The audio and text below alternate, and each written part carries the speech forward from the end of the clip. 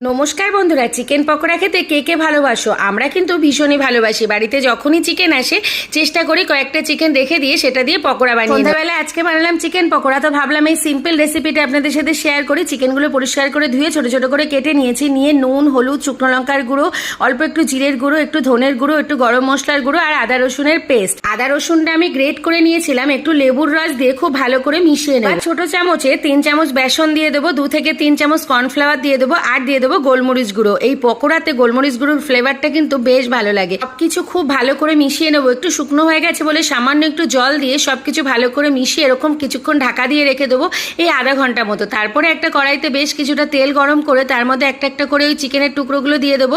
এপিটোপিট করে গ্যাসটা সিম করে খুব সুন্দর করে এটা ভেজে নেবো। একটু সময় নিয়ে, যেহেতু একবারই ভাজছি, সমস্ত কিছু ভেজে তুলে নেবো। নিয়ে একটা প্লেটে সাজিয়ে নেবো। ওপর থেকে একটু গোলমরিচ গুঁড়ো দিয়ে দেবো। দিয়ে খেলে এটা কিন্তু দারুণ হয় খেতে, অবশ্যই একবার ট্রাই করুন।